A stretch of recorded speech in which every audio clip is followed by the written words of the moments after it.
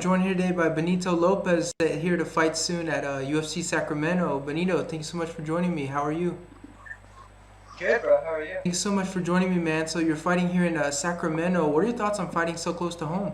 Man, it feels great. It's a dream come true. One of my dreams is always to be in the UFC and to be a champion in the UFC. But obviously, fighting as close to my hometown in Oroville as possible. It's pretty much Sacramento. That's like the closest I'll ever get to fighting home. So I'm super excited about it, and it's another dream to knock off my bucket list this Saturday.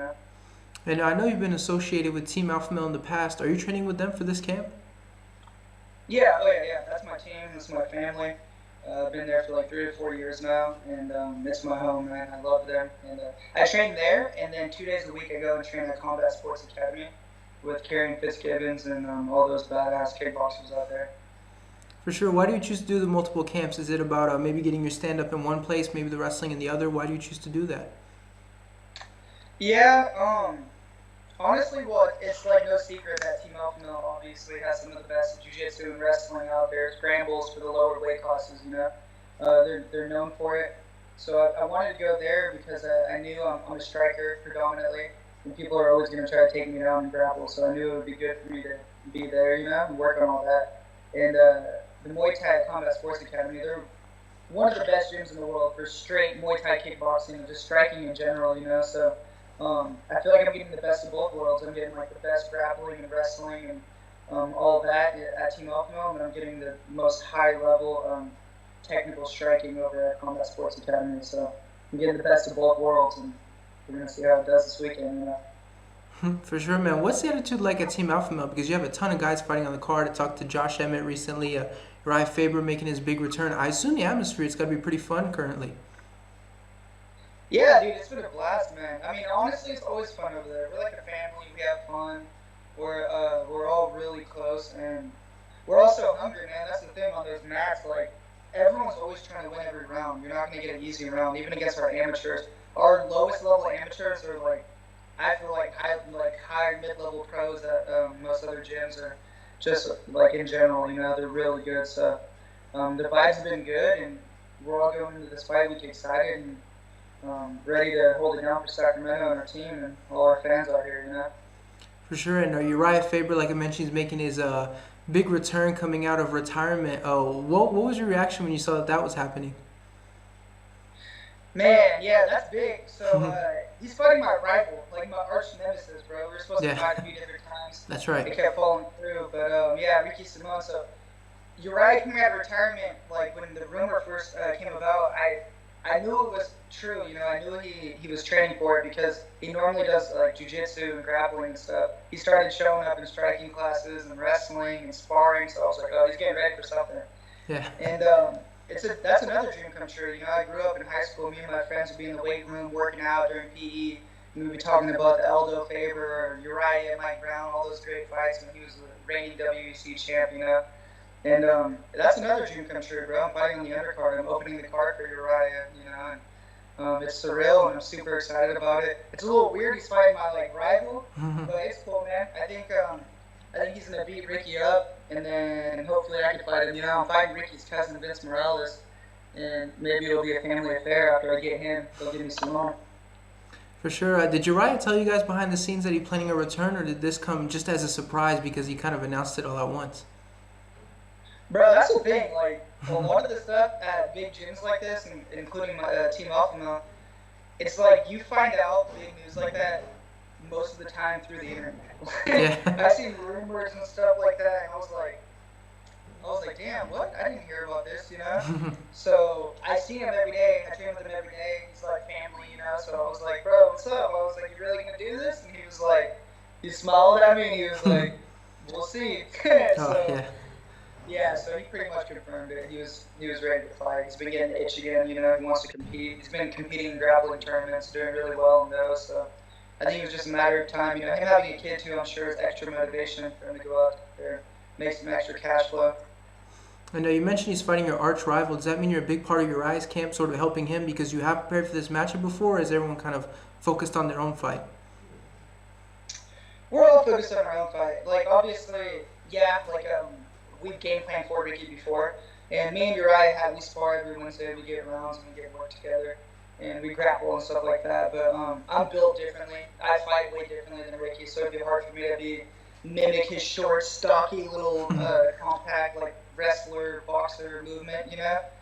But we do what we can, and Uriah's more than ready for this fight. You know, I'm super excited about it. But for the most part, we all do our own things because we all have specific opponents that have specific strengths, you know, and specific size. Like everyone's opponents have different body types, so we try to simulate as close as we can to fighting our opponent, you know, with our teammates in there. All right, so we talked a little bit about Uriah's fight, but let's talk about your fight. You mentioned you're fighting Vince Morales. What are your thoughts on him as you head into this fight?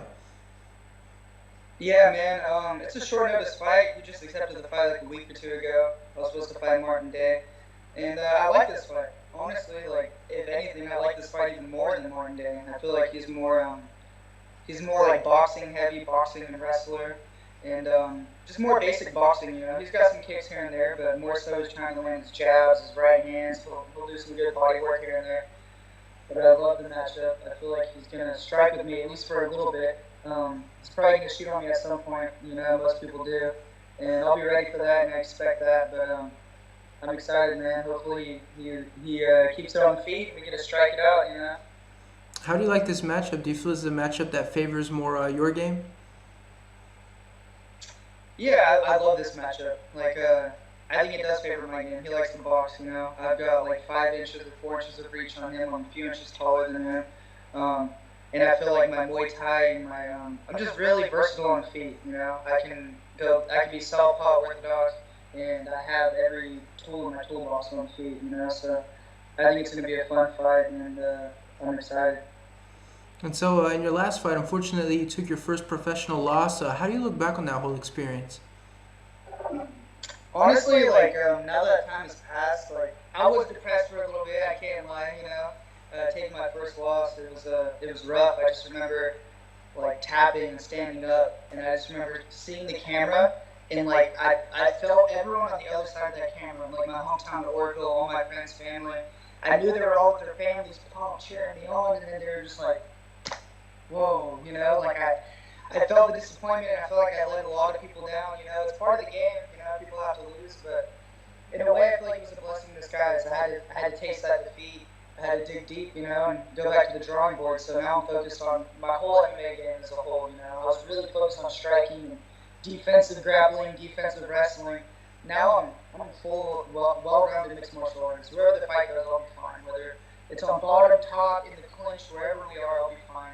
And I went back to my roots. I'm doing jiu-jitsu, boxing, wrestling, everything again, offensively. And it was just a big eye-opener, you know, so I do think it was a blessing in disguise. I needed to make some changes in my fight camp and training.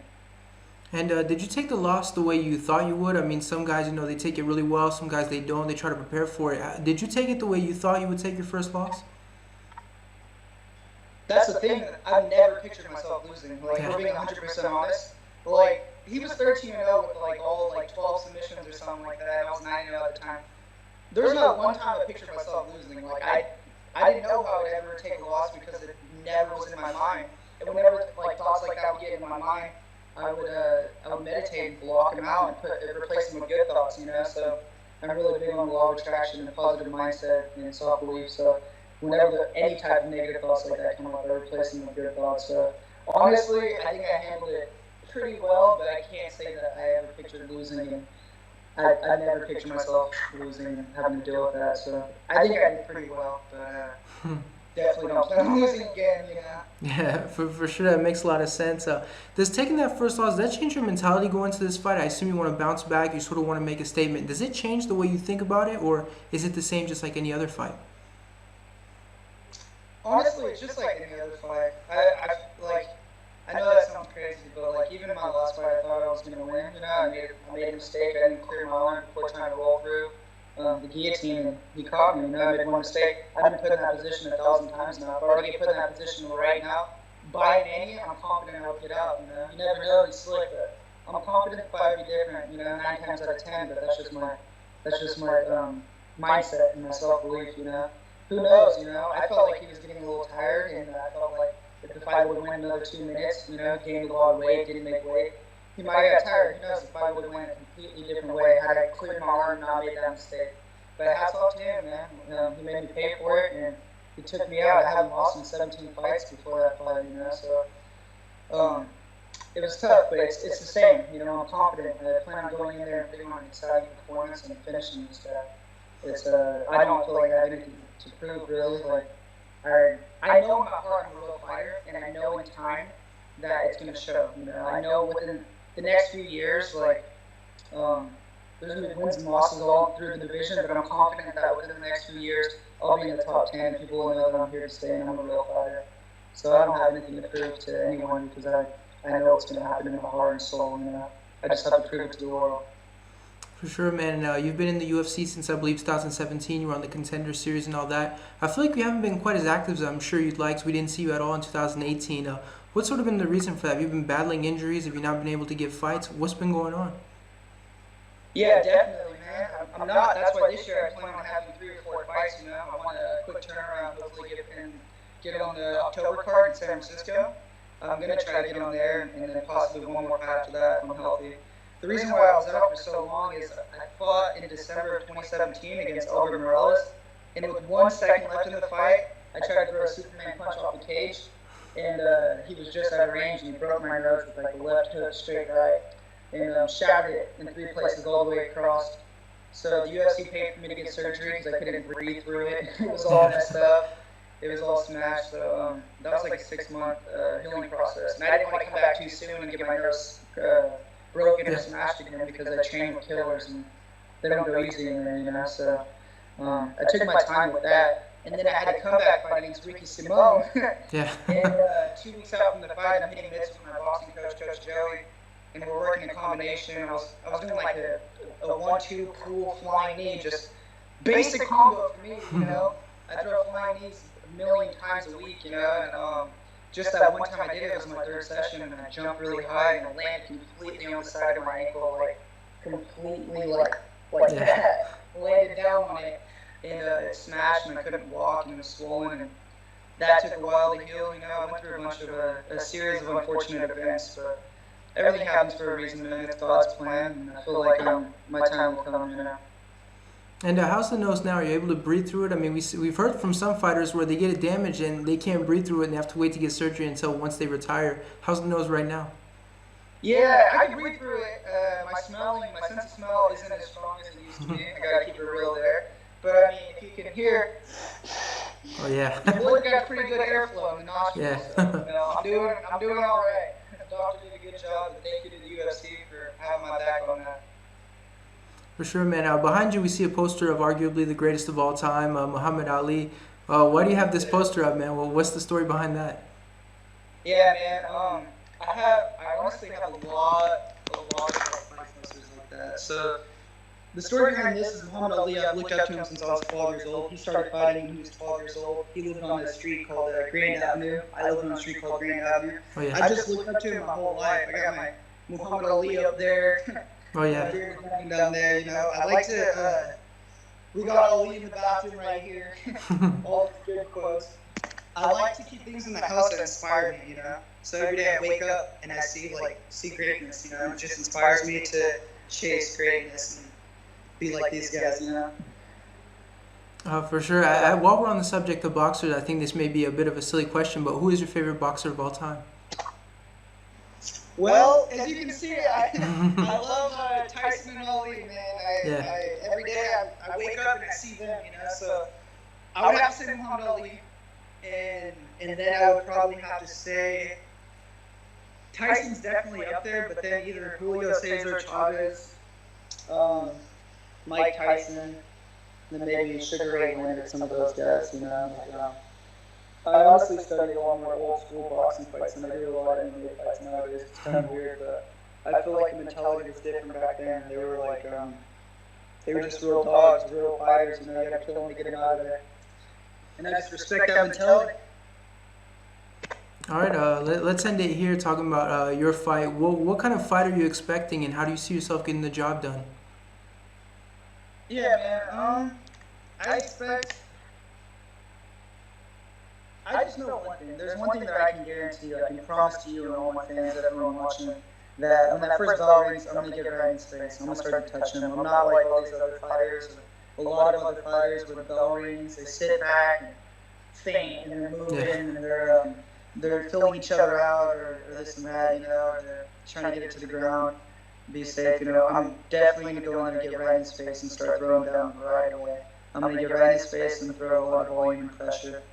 And I see that. I see me pressuring him. I see him trying to fight back, and I eventually see me countering him and finishing him.